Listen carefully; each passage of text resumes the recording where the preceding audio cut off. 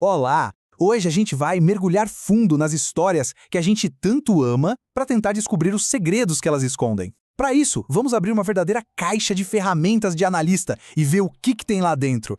Já parou para pensar no que uma história simples significa de verdade?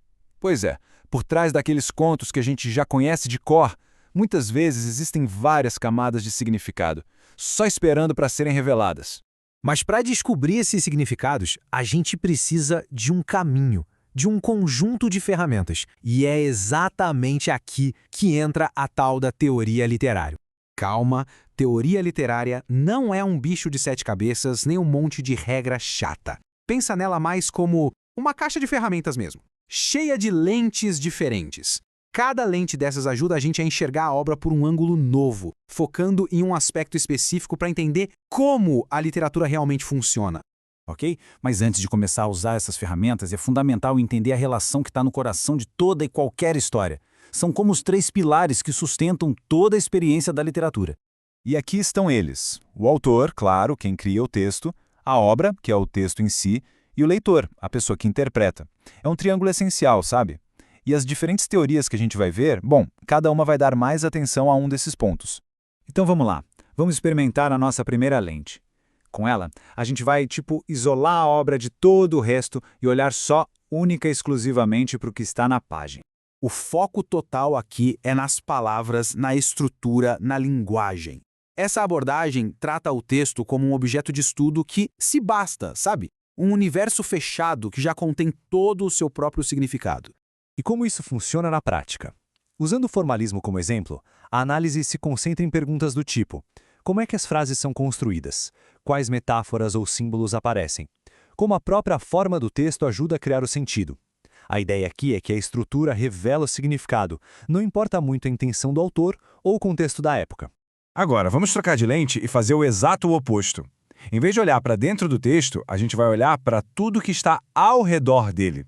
Com esta segunda lente, o foco muda completamente para o contexto social, histórico e político que deu origem à obra. Afinal, a literatura não nasce no vácuo, né? Ela é um reflexo e, muitas vezes, até uma crítica da sociedade da sua época.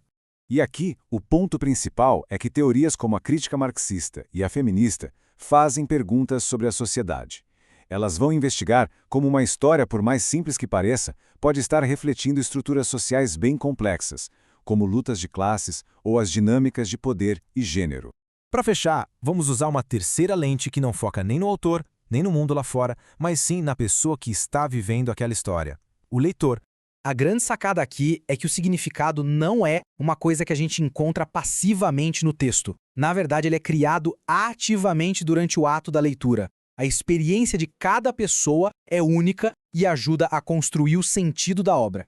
A teoria da recepção, por exemplo, mostra isso muito bem. Uma mesma história pode ter significados completamente diferentes para pessoas de culturas ou épocas distintas. A forma como um clássico é interpretado hoje pode ser bem diferente de como ele era visto na época que foi lançado. Certo. Com todas essas lentes diferentes na mão, fica a pergunta: qual delas é a certa? Será que existe só uma resposta? Essa tabela resume bem o que a gente viu. Cada lente tem seu foco e sua pergunta-chave. Mas o mais importante é entender que elas não se anulam. Pelo contrário, elas se complementam para dar para a gente uma compreensão muito mais rica e completa da obra. Essa citação resume a ideia de uma forma genial. Uma grande obra de literatura é um prisma, revelando cores diferentes dependendo da luz que se incide sobre ela. Ou seja, várias interpretações podem existir ao mesmo tempo, e todas elas podem ser válidas. E por que isso tudo é importante? Porque, no fim das contas, isso é muito mais do que um exercício da faculdade. É uma forma de a gente pensar de um jeito mais crítico sobre todas as narrativas que moldam o nosso mundo, da literatura ao cinema, passando pelas notícias e até pelas redes sociais. Fica então a reflexão final. Qual dessas lentes revela mais para cada um? Na próxima leitura, vale muito a pena fazer o teste de olhar por uma delas e ver que novos significados aparecem. Toda esta análise foi baseada na obra Teoria da Literatura 1, de Yuri Givago Amorim Caribé, uma publicação da Universidade Federal de Pernambuco, a UFPE.